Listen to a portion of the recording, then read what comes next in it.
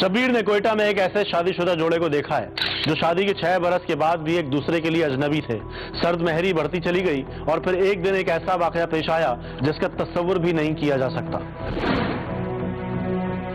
शब्बीर ने एक दिन देखा कि अस्पताल के एक वार्ड में सुमेरा नामी नर्स मरीज की देखभाल कर रही थी कि उसकी साथी नर्स वार्ड में दाखिल हुई और कोई पैगाम देने लगी। नर्स आपसे कोई मिलने आया है। मुझे बुला रहे हैं? कोई लड़की है जो आपका रिसेप्शन पे वेट कर रही है। रिसेप्शन पे? मेरी कोई दोस्त है क्या? जी ये तो मेरे को नहीं पता। अच्छा आप जाए, मैं आ रही हूँ।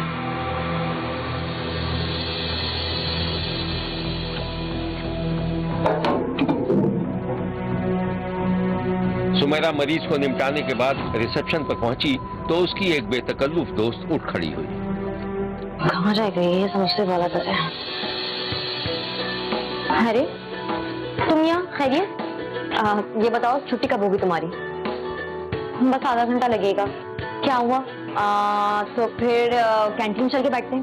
मुझे बहुत खास बात डाली है तुम्हें। तुम्हारी खास बात अल्लाह ही रहम करे। चलिए चलो। वो दोनों कैंटीन चली गईं, जहां सुमेरा के कहने पर चाय आ गई। 2 चाय भेज दीजिए। अब कहो क्या बात करनी थी? बात तो कुछ खास नहीं है। तुम मेरे भाई से तो मिली हो ना? कौन? इरफान भाई? हाँ हाँ इरफान भाई। क्या हुआ है उनको? कुछ हुआ तो नहीं है मगर कुछ हो जाएगा। कुछ हुआ नहीं है मगर कुछ हो जाएगा क्या मतलब? भाई देखो, अम्मा कहती हैं कि शादी कर लो तो कहते हैं किसी को पसंद करता हूँ, और जब कहती हैं उसी से कर लो तो आए बाएं शाय करने लगती हैं। तो तुमने पता किया उनकी लाइफ में कोई लड़की है भी या नहीं? सच्ची तो मुझे यही लगता है कि हमें सीट छोड़ते हैं। अगर कल अम्मा ने एक बात बोली ना, वही बताने के लिए आई हूँ तुम्हें। हाँ तो बताओ क्या कहा अम्मी ने? अम्मा ने कहा कि तुमसे पूछ के बताऊं, इरफान भाई से शादी करोगी? अरे मैं क्यों करूंगी उनसे शादी? तो इसमें हर्जी क्या है सुमेरा? हमारी दोस्ती और पक्की हो जाएगी। इरफान भाई बहुत अच्छे इंसान है, बहुत ख्याल रखेंगे तुम्हारा। यार तुमने ना मुझे अजीब ही मुश्किल में डाल दी है। अरे तो मुश्किल में डालने वाली कौन सी बात है? तुम्हारी कहीं बात तो नहीं चल रही? चल रही होगी, मुझे क्या पता। ये सारी बातें ना अम्मी को पता होती हैं। अच्छा सुनो, मेरी चाय कैंसिल करवा दो, बाहर वैन इंतजार कर रही है, और बाकी बातें ना मैं फोन पे कर लूंगी। ठीक है ना? मैं चलती हूँ, ख्याल रखना अपना। अल्लाह हाफिज।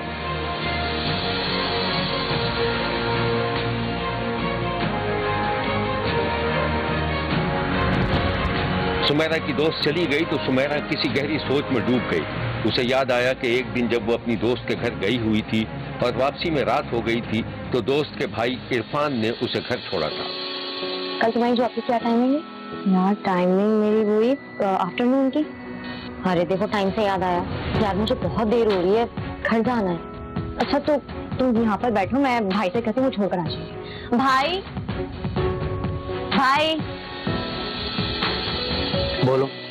भाई वो सुमेरा को घर तक छोड़कर आ जाए। तुम्हारा बस चले ना तो मुझे सारा दिन काम पे लगा के रखो। अरे कोई बात नहीं, मैं खुद घर चली जाऊंगी। अरे नहीं नहीं, भाई की ना मजाक करने की आदत है। ठीक कह रही है, तुम नीचे आ जाओ, मैं गाड़ी निकालता हूँ। थैंक यू भाई। देखा, चलो मैं जाती हूँ, इससे पहले तुम्हारे भाई का मूड चेंज हो जाए। चलो अल्लाह हाफिज।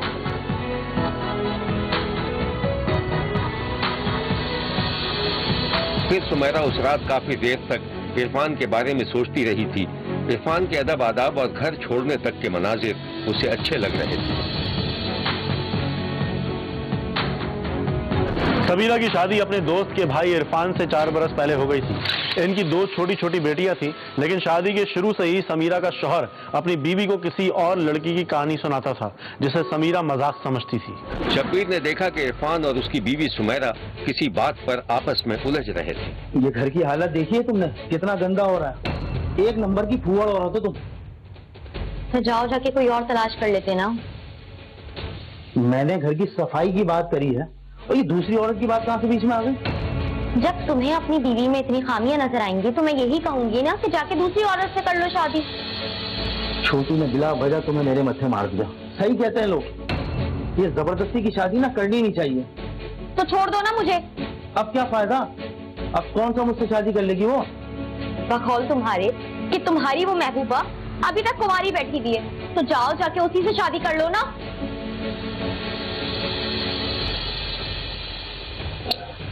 तुम कितनी अच्छी हो ना, अपनी जबान पे कायम रहना। अरे हटो यहाँ से, जाओ जाके उस आवारा औरत से ना कर लो शादी। देखो गुस्सा मत दिलाओ, और वो आवारा नहीं है। तो जाओ जाके कर लो शादी और मेरी जान छोड़ो। ठीक है, अब तुम्हें करके दिखाऊंगा शादी उससे। करता हूँ दूसरी शादी, अब तुम्हें भी घर से दफा करूंगा।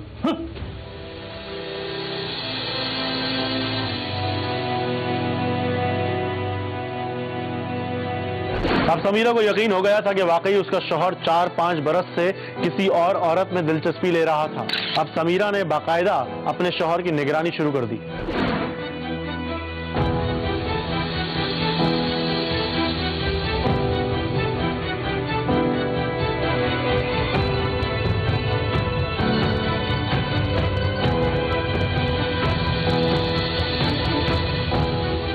एक रात जब इरफान बिस्तर से उठकर चुपचाप बाहर आंगन में जाकर किसी से बात करने लगा तो सुमैरा भी एक तरफ छुपकर सारी गुफ्तगू सुनती रही।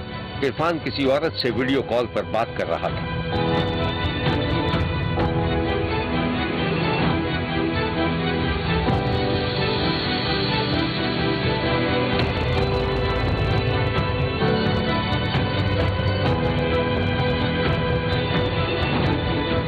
देखो अभी ज्यादा बात नहीं हो सकती है, उसकी नींद अभी कच्ची है। ये क्यों नहीं कहते कि उस चुड़ैल ने तुम पर कब्जा किया हुआ है? वक्त तेजी से गुजरता जा रहा है, जल्द अज जल्द कोई फैसला करो। ये रोज रोज की आशिकी माशूकी मुझसे बर्दाश्त नहीं होती है। तो और क्या करूं? क्या करूं मतलब? तलाक दो उससे भाई।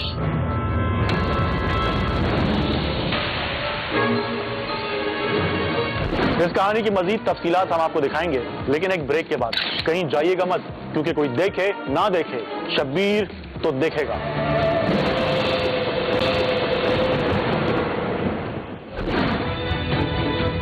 देखो अभी ज्यादा बात नहीं हो सकती है, उसकी नींद अभी कच्ची है। ये क्यों नहीं कहते कि उस चुड़ैल ने तुम पर कब्जा किया हुआ है?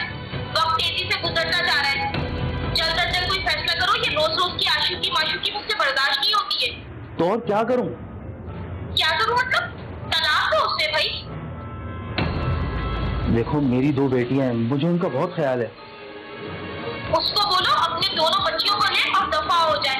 और इरफान, अगर तुम ये सोच रहे हो कि मैं तुम्हारा पीछा छोड़ दूंगी तो ये तुम्हारी भूल है। मैं तुम्हारा पीछा इतनी आसानी से छोड़ने वालों में से नहीं हूँ। अच्छा ठीक है, मैं बाद में बात करता हूँ। खुदा हाफिज। इरफान कॉल खत्म करके जैसे ही मुड़ा, उसकी बीवी इंतहाई तैश के आलम में उसके सामने आ गई और उसका फोन छीन लिया। अरे दरवाजा खोलो, दरवाजा खोलो, फोन दो मेरा। इरफान फोन लेने के लिए उसके पीछे भागा, मगर उसने अपने आप को कमरे में बंद कर लिया। नहीं दूंगी। क्या करोगे? तोड़ोगे दरवाजा? शोर शराबे की आवाज सुनकर दोनों बच्चियां भी रोते हुए दरवाजे के पास पहुंच गईं। इरफान ने उन्हें डांट कर भगा दिया। तोड़ो दरवाजा।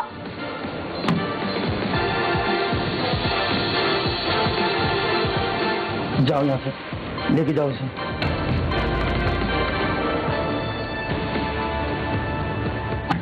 मैं कह रहा हूँ खोलो दरवाजा, नहीं तोड़ दूंगा मैं। मेरा फोन दो।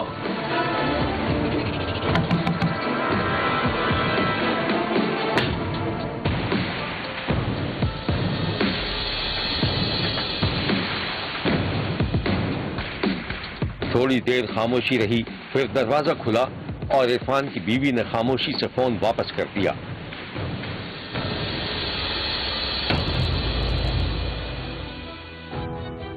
उसको तमाम सूरत हाल का इल्म हो चुका था। दोनों एक दूसरे को खा जाने वाली नजरों से देखते हुए इधर उधर हो गए।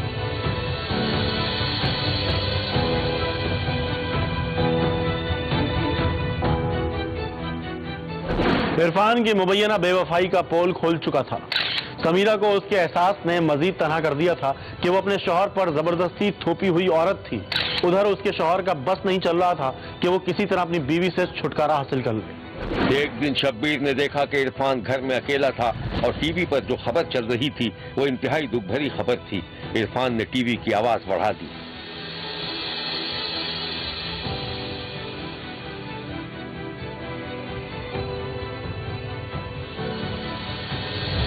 इरफान ने टीवी बंद कर दिया था और बहुत देर तक कमरे में टहलता रहा। उसे अपनी दोनों बच्चियां मुर्दा दिखाई दे रही थी।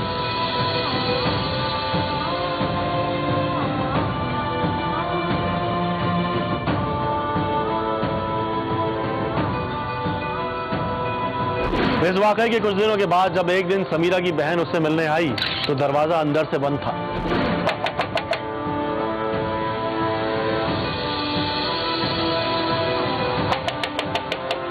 शब्बीर ने देखा कि सुमैरा की बहन और बहनोई दरवाजा पीटे जा रहे थे, लेकिन अंदर से कोई जवाब नहीं मिल रहा था।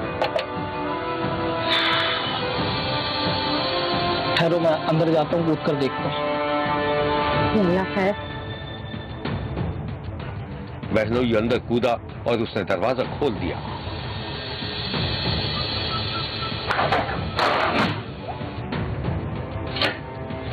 आज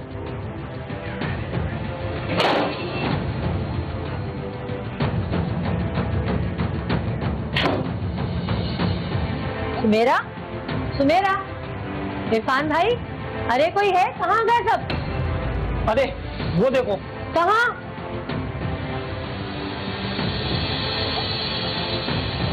उफ मेरे खुदा, फोन दो मुझे, पुलिस को फोन करना है। क्या हुआ?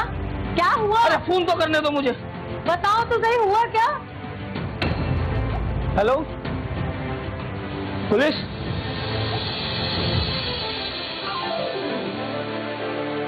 घर में समीरा के शौहर और उसकी दो बच्चियों की गला कटी लाशें पड़ी हुई थीं और एक कमरे में समीरा भी शदीद जख्मी हालत में मौजूद थी।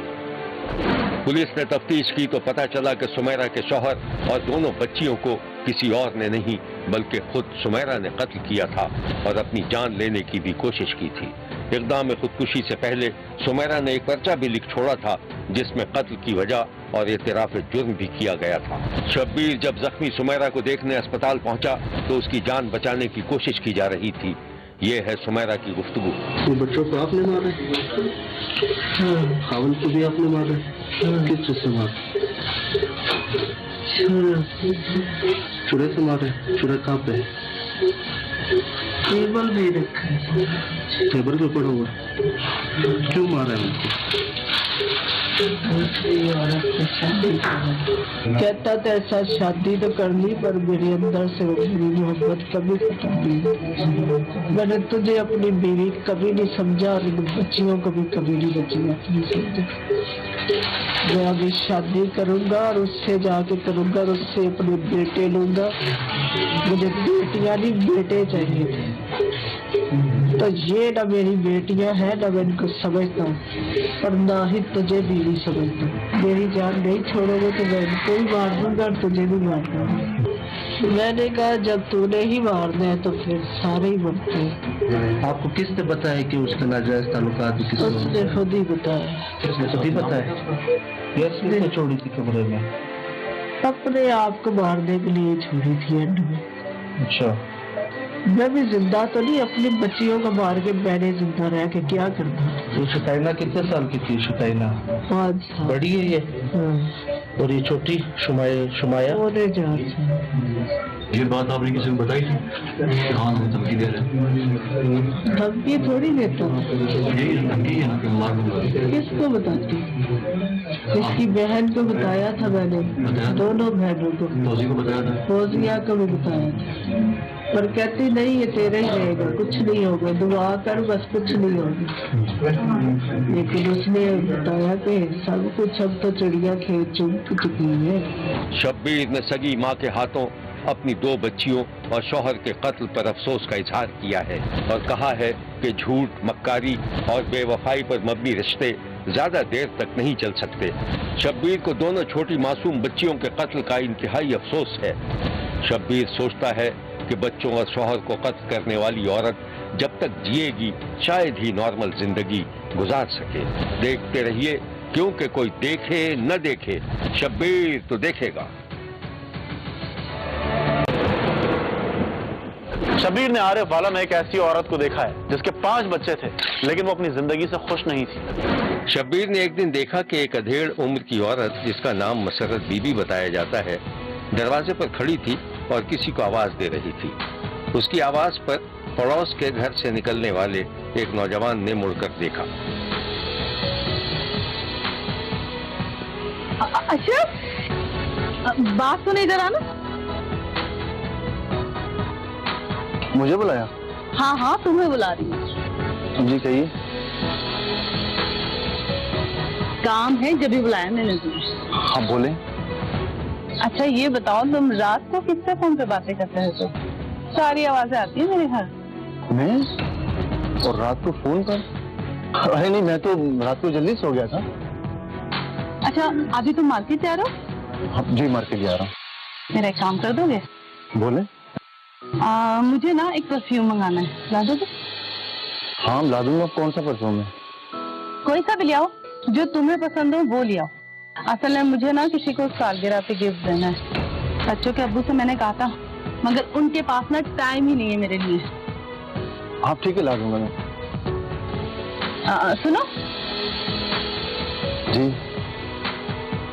मुझे खामोशी से लाकर देना, बल्कि जब मैं बोलूँ ना तभी लाकर देना चाहिए, ठीक है? क्यों? तुम ना बुद्धू के बुद्धू ही रहोगे हमेशा। उम्र क्या हो गई है तुम्हारी? यही 27-28 साल के लगभग है। फिर भी अक्ल नाम को नहीं है। अरे कुछ अक्ल के नाखून लो, कल को शादी होनी है तुम्हारी, फिर क्या करोगे? शादी की? कौन लड़की मेरे साथ शादी करेगी? लो, क्या कमी है तुममें? माशाल्लाह अच्छे हो, खूबसूरत हो। तुम कहो तो मैं लड़की ढूंढूं?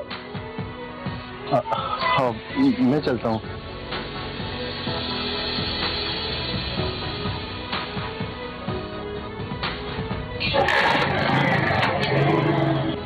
मसरत मुस्कुराती हुई घर के अंदर चली गई और अशरफ कुछ सोचता हुआ आगे बढ़ गया। मुसरत एक छोटे से जमींदार की बीवी थी। 5 बच्चे थे, एक बेटा जवान था। मुसरत की अपने शौहर से हमेशा अनबन रहती थी और वो उसे गवार और दकियानूसी का ताना देती रहती थी। अशरफ मुसरत का पड़ोसी था और मुसरत उसे चुपके चुपके पसंद करती थी, हालांकि दोनों की उम्र में खासा फर्क था।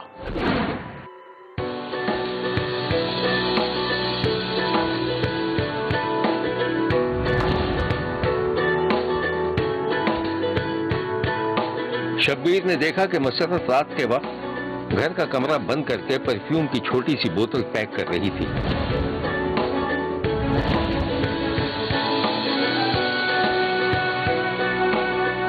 फिर उसने उस पर हैप्पी बर्थडे टू अशरफ लिखकर तोहफे को छुपा दिया।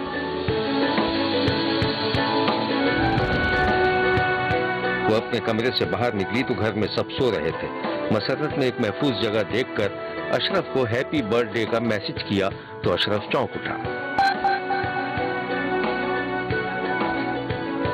राम पड़ोसन, वाह क्या करता हूँ। फिर अशरफ ने शुक्रिया का जवाबी मैसेज भी कर दिया और फिर थोड़ी देर बाद वो दोनों अपने अपने दरवाजे पर थे।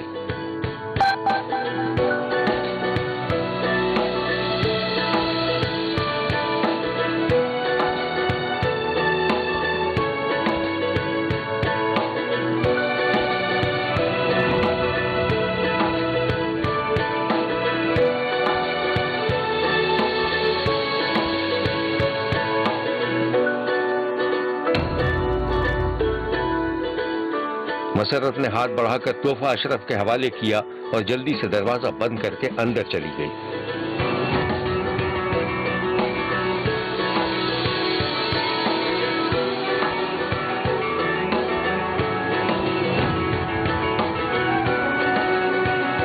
उसके जाने के थोड़ी ही देर बाद अशरफ ने मोबाइल चेक किया तो उस पर मसरत की जानिब से आई लव यू का पैगाम लिखा हुआ था।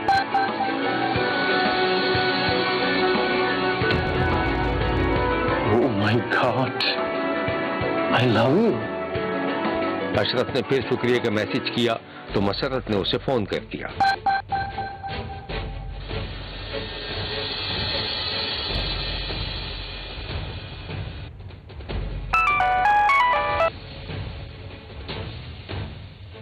Hello, hello. I love you को जवाब क्या शुक्रिया होता है? समझ नहीं आया कुछ? हाँ हाँ मैं समझ गया, मैं बाद में बात करता हूँ ना। बहुत डरपोक हो तुम। ओके, अल्लाह हाफिज।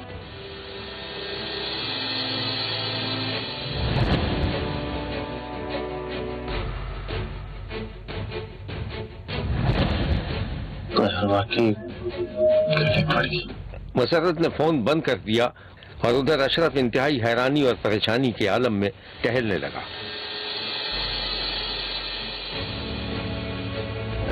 मुसरत के शौहर को अपनी बीवी के मुबैना ताल्लुकात पर शक तो था, लेकिन उसने एक दिन खुद अपनी आंखों से देख लिया। मसरत बीबी मुबैना तौर पर अपने पड़ोसी अशरफ के साथ मोटरसाइकिल पर जा रही थी कि रास्ते में मसरत के शौहर ने उन दोनों को देख लिया, लेकिन वो तेजी से आगे निकल गए।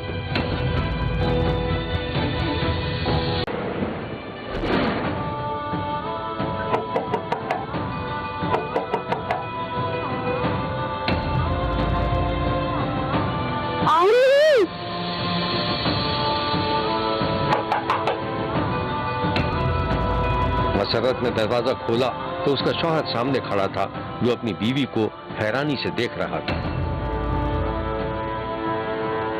ऐसे क्या देख रहे हो तुम मुझे?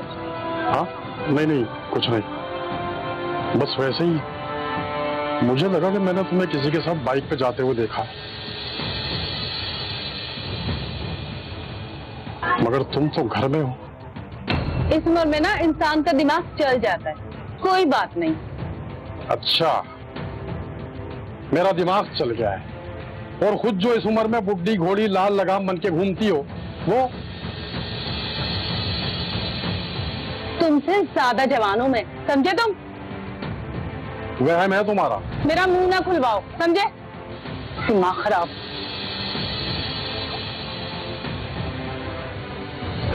अशरफ मुसरत से जान छुड़ाने की कोशिश कर रहा था, लेकिन मुसरत ने मुबैना तौर पर अशरफ को शादी के लिए ब्लैकमेल करना शुरू कर दिया। एक दिन शब्बीर ने देखा कि मसरत और अशरफ फोन पर बात कर रहे थे। देखो, बात बहुत बढ़ चुकी है, अब तुम कोई बेवकूफी नहीं करना, समझे तुम? अब अगर तुमने शादी नहीं की ना, तो सारा भांडा फूट जाएगा। समझ रहे हो ना तुम मैं क्या कह रही हूँ? मगर ये सब कैसे होगा? वो तुम मुझ पर छोड़ दो। तुम्हें याद है तुमने मुझे बताया था कि तुम्हारा कोई ठिकाना है दूसरे शहर में? बस तुम मुझे वहां ले चलो, मैं उससे तलाक ले लूंगी। वो तलाक क्यों देगा तुमको? तो तुम मुझ पर छोड़ दो ना, बस कल तुम तैयार रहना, समझ गए? ठीक है।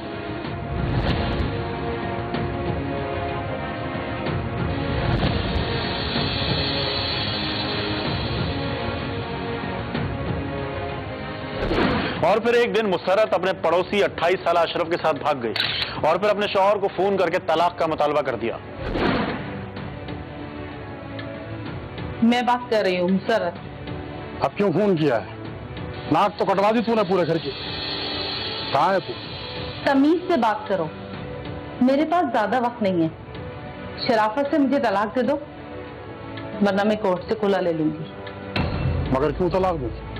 इसलिए कि तुम अब मेरे काबिल नहीं रहे। 2 दिन का वक्त है बस तुम्हारे पास, समझे? अरे कुछ तो ख्याल कर, जवान बेटा है तेरा। तो औलाद के लिए मैं अपनी जिंदगी बर्बाद कर दूं क्या? खुदा हाफिज।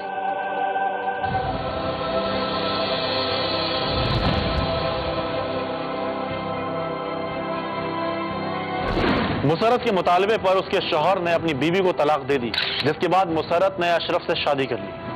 उधर शब्बीर ने देखा कि मसरत के जवान बेटे ने घर में हंगामा कर दिया था, वो अपने बाप से लड़ रहा था। अब्बा, तुम मुझे सिर्फ ये बताओ कि वो लोग रहते कहाँ हैं? मैं छोड़ूंगा नहीं उन्हें। छोड़ बेटा, जाने दे। वैसे भी मैं उसे तलाक दे चुका हूँ। बोल जा अपनी माँ को। तुम भूल सकते हो, लेकिन मैं नहीं भूल सकता। अरे खून खराबा करेगा क्या? जो होना था हो गया। ऐसे कैसे हो गया जो होना था? मुझे नहीं पता, मैं उन्हें खत्म कर कर ही रहूंगा। एक बार मुझे मिलने तो दो। मुझे नहीं पता, मैं उन्हें खत्म कर दूंगा। एक बार मुझे मिलने तो दो।